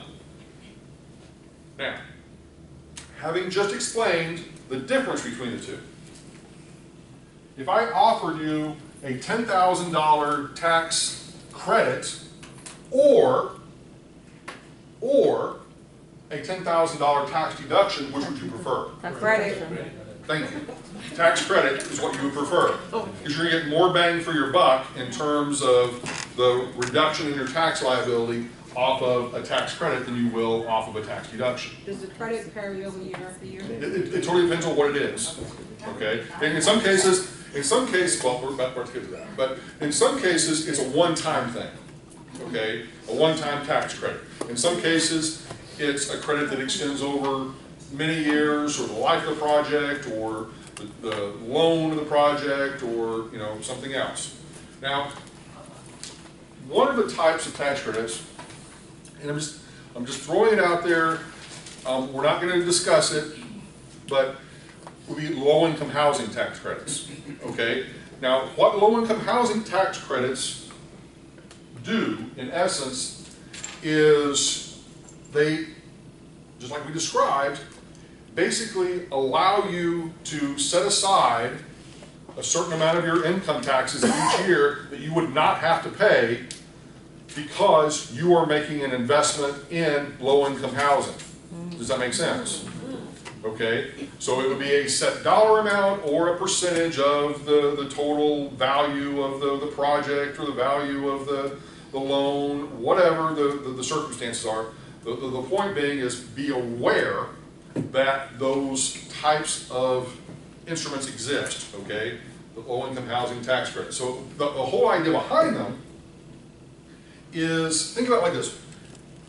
Tax policy is meant to drive action. So the federal government at some point said low-income housing is a good thing. How can we motivate people, motivate developers to provide low-income housing? Bingo, we offer them a tax credit. And if we offer them enough of a tax credit, they'll build more of it. Does that make sense? Everybody follow me on that? Okay? Another example of a tax credit would be, so you got like low-income housing tax credits.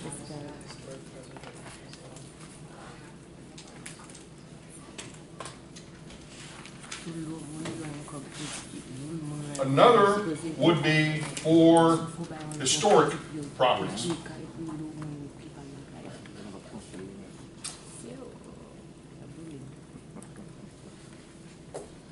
Now here, once again, another tax policy thing. That basically, government says, how can we incentivize developers to go in to an area and not just knock everything down and build brand new buildings? How can we incentivize them to basically go in, renovate existing buildings, save those buildings from being demolished, and put them, adaptively reuse them in a way that is going to be beneficial? Okay, does that make sense? $750,000. I'm sorry? I think it's like 750. Well, it's actually a percentage. Oh. Basically, the way that it works, you've got a couple of different rates that if you have a property built before 1936, and I'll explain the year and the reason why. Before 1936, you get a 10% tax credit on the renovation. And if you have a property that is a certified historic structure, you can get 20% as a tax credit. By certified historic structure, do you mean based on the two things: National Historic Registry, or even the State Historic Society Registry. Okay, and it can be the case. That's the point to bring up. Is what happens in some cases is that you'll have entire neighborhoods, sort of, a big box drawn around them, and sort of say, every single property within this, sort of boxed-in area, we deem to be of sufficient historic significance that we are creating basically a historic district, And in essence, everything within that district, we are certifying property by property that they would all qualify as certified historic structures. Therefore, renovations on those properties would have available to them this 20% tax credit. Now, the 1936 issue, first of all, let me just explain why it's 1936. It's kind of funny, but the tax law that was written for this occurred in 1986. And so they basically said 1986, so anything older than 50 years would qualify. Well, they haven't changed it, okay? They've changed it in some aspects, because the wording still allows for the 50 years to be added to the register, but it's not for that part. Right. So in any event, the point is that you could get a 10% tax rate if it's just, it doesn't have to be, like, in other words, it doesn't have to be an actual historic structure. It just simply is a building that was built a fair number of years ago that we're saying, okay, even though no one else really deems it being significant for whatever reasons, the fact that it's old, we're going to at least give you some benefit to renovate it, okay? But the higher rate is for those that have been certified as historic structures or are within certified historic districts and so forth. Now, there are many other land use related restrictions that we're not going to get into in this class, but that gets into how much can you modify those structures whenever you undergo a process like this, of how much of the exterior facade do you have to keep, what sort of materials do you have to use, how much can you modify the internal workings of the building and so forth, so on, and all of that goes beyond the scope of this course. That's more of in the land use sort of regulation or in dealing with those kind of specific issues. Yeah. So is it applied against like local property tax? No, it's applied against your federal income tax. Okay, so it's a Fed program. Yes. Okay, Aaron? Could I get a historic property and turn it into low-income housing and get both tax credits? It's probably possible, yeah, because they're really separate sort of issues. This is done for like, in terms of the tax credit for remodeling the property to bring it back up. Yes. Now, that's a very, I have a friend that owns a house in Old Alexandria. No, That's very expensive. And here's the thing, there's a reason why they said this is a fairly high percentage, is because it's not easy. You've got some of these older, and I've redeveloped a number of historic structures, and it's a painful process in some cases. Because, and see, I can spend a lot of time talking about this, but let me kind of boil it down to this. A lot of it is dependent locally on what type of code enforcement that you have at that local jurisdiction. And if you are located, let's say, in the middle of nowhere, with a very unsophisticated group of building inspectors, code enforcement people, you're probably going to get away with murder, okay? But if you're located in a much more sophisticated city like Boston or New York or whatever, you're going to have the code compliance people, on you constantly about every little nitpicky thing that potentially is all about health and safety and so forth, and but stupid little things about the width of a stair step, or the length of the stair step, or what kind of sprinkler system it has in it, or what kind of wall treatments it may have, and what maybe is hidden behind those walls. Just an inordinate number of things. So my point being is, getting into that historic renovation sort of business, to a large extent, your success rate is going to be dependent on how that local government treats the building code. Like, you take a place like Savannah, you take a place like San Antonio, Texas. Both of those cities are known for having some very significant historical structures and have been renovated in a appropriate way. But both of those cities have been very proactive in terms of really trying to understand what it takes to be successful in renovating those kind of properties. Whereas you maybe have other cities of equal size that have never really gone down that road, and their approach has just been pretty much tear it down, build something new. Okay? I'm just saying that, in my opinion, it seems like they go a little bit too extreme in terms of this guy, they didn't even make the paint anymore. that was on the outside of the building, but he could only paint the outside of the building a certain type Yes. of paint. And it's like, are you serious? You have to have someone in. And they are serious. You know, I mean, because this is where, and I'm not, don't, my two design people do not, I'm not throwing you under the bus, okay? But what can happen is sometimes the design folks get a little bit, you know, designers gone wild, you know, and get to the point of where, yeah, they get overly aggressive and overly specific and prescriptive about what you can or cannot do with a property, and therefore can make that renovation process extremely expensive, extremely time-consuming, you know, and very unprofitable. Okay, and that's why that you really have to understand the local dynamics of the building code officials within that particular city, and how much they're going to press you for, you know, certain things. A lot of times also, the local preservation societies give up. Absolutely. You have that local building, they always want to be used a certain amount, so that makes it still look like it's. Yeah, there's so many different angles and aspects to this, that, you know, yeah, and, you know, I'm the kind of guy, I love to look at the historic structures as much as anyone.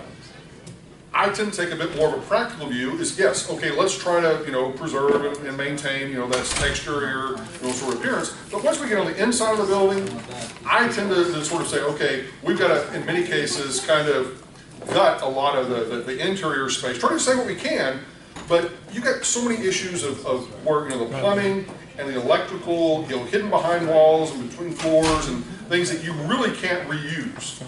And every property is an exception, but the point is, there are still, you know, the issues that you have to deal with the local officials to come into compliance. Okay. All right. Moving on. Yep. Are tax credits the mechanisms that state and local govs use as well to incentivize developers? You can. I mean, but it's not tax credits against federal income tax. It's maybe against the state income tax, or it's against some other sort of city tax that you can still have a tax credit. What we're talking about here are purely federal-based tax credits. Okay? Against federal income tax. Yep. How is the tax saved on renovations? Is it saved, you say income, but how? Well, based upon ultimately what your construction costs are and what the income the property potentially is generating, you're getting to write off expenses, 20% of that over They time. also sometimes give you other. Okay? Oh, so you write it off against your income, basically. You take 10% of the cost to renovate from your Right. income. Okay. Moving forward.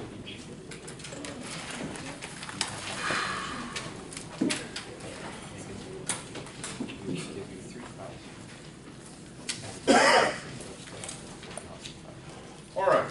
One of the things that we want to do is to sort of look at our before tax and potentially after tax incremental cost. So let's kind of put up a little example. Let's kind of work through this. All right. So let's say that we've got two loans, a new loan and an existing loan.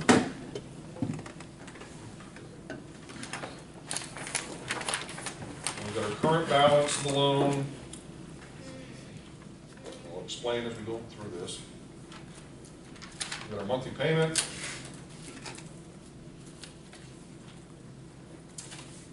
And then we have our balance on the loan at end of year, let's say 5. Okay. And let's say for our existing loan, give me a dollar amount for our existing loan. 300. 300,000. Okay.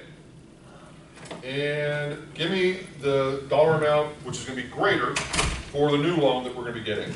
600,000. Okay. All right. And let's say our monthly payment on this one is going to be per month I'm gonna throw a number out there, I'm not sure, for the purposes of our example, it should work. Okay, 7,000 versus, let's say, 4,000. And the balance that's gonna be owed at the end of year 5, I probably do a quick little calculation here.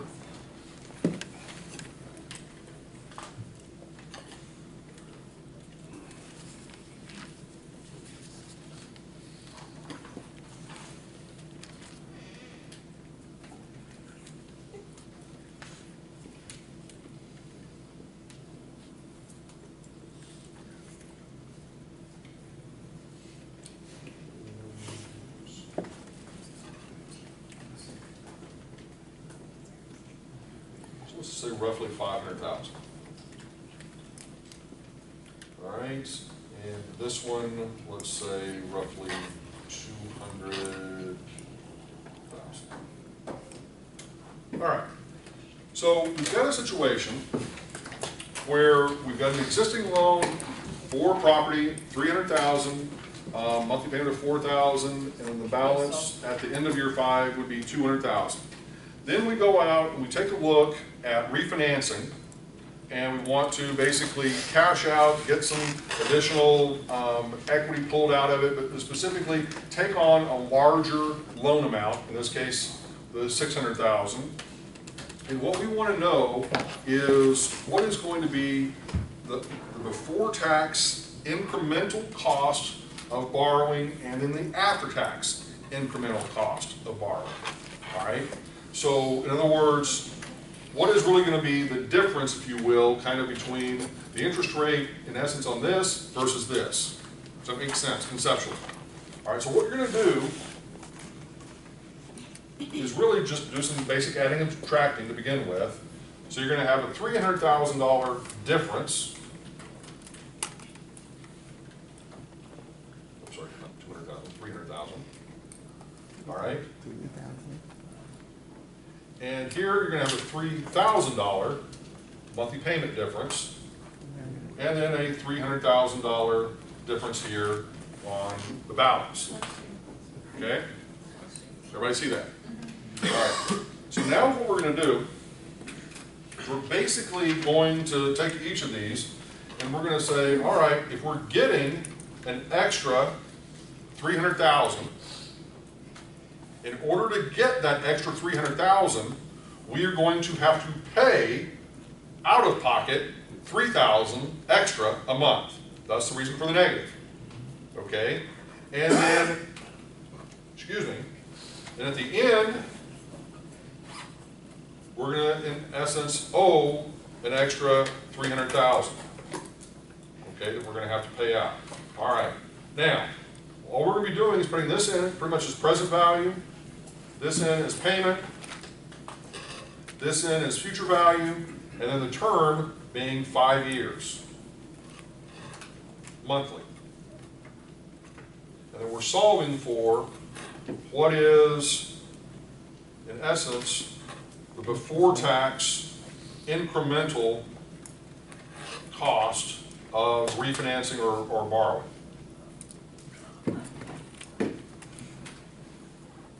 All right? So let's just sort of play around with this for a second. So we put in this at 12 payments per year.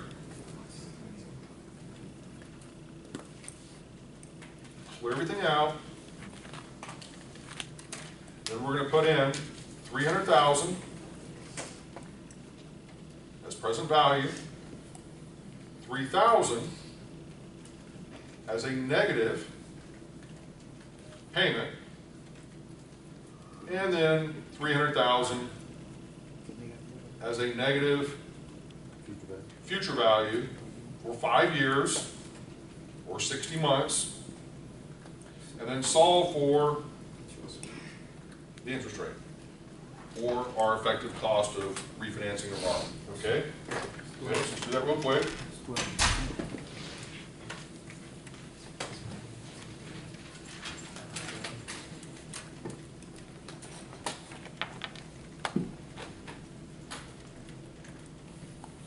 Okay, 12%. Okay, now that is going to be our before tax incremental cost of borrowing or refinancing.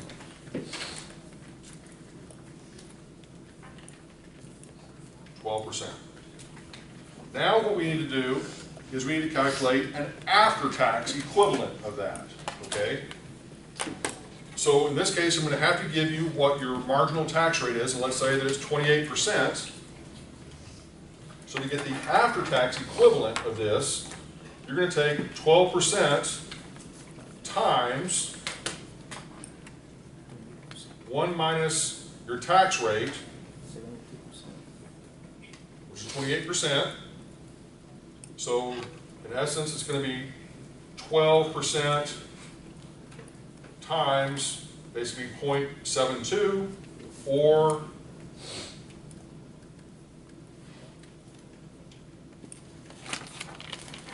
8.64% will be your after-tax cost.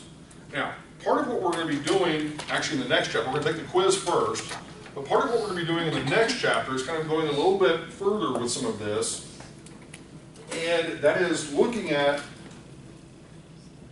everything on a before-tax basis, but also looking at it on an after-tax basis in terms of our costs and benefits, in terms of our what's making the difference between the rate of return on a before-tax basis of being 12%. So we're saying that basically because of that tax rate, the real equivalent on an after-tax basis would be this 8.64.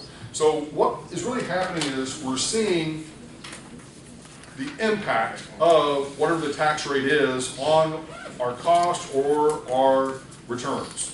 Okay? Make sense? Okay. Could you do that? Like, I don't get the math there. Can you do it? Where did you get the 20? I had to give you that. Tax rate, just simply 28%. But what's that 1 and then? 1 minus the tax rate. Minus the tax rate, okay. Yep. All that does is that converts over a before-tax cost or return into an after-tax cost or return. I see. And you multiply it times the 12%. Right. Well, yeah. So 12% times 1 minus 0.28 is 12% times 0.72, which gives us 8.64. Okay? All right. So let's do this. Let's do this little quiz first. Get this out of the way. What? Yeah, sure. Okay.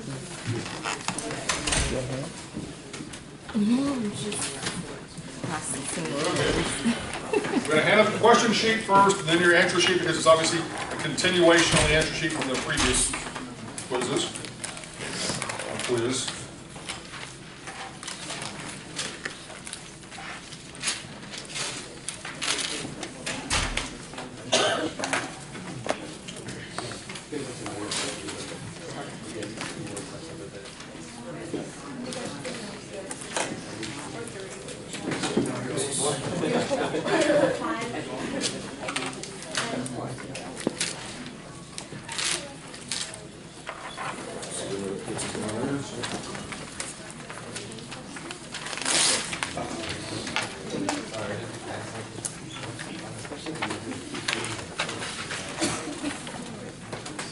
And go ahead and put your name on the question sheet. I'm going to pass around the answer sheet here in a second.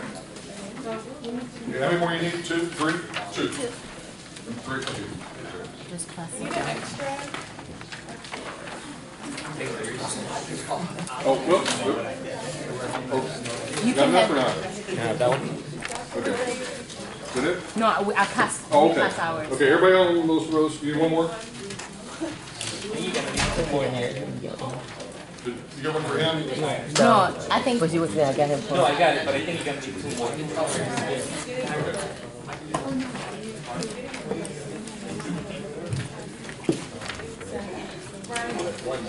One more over here? Okay.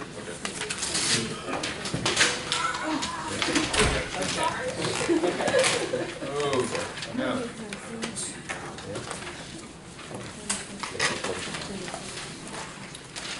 How much time do we got? 45 minutes, 10:45.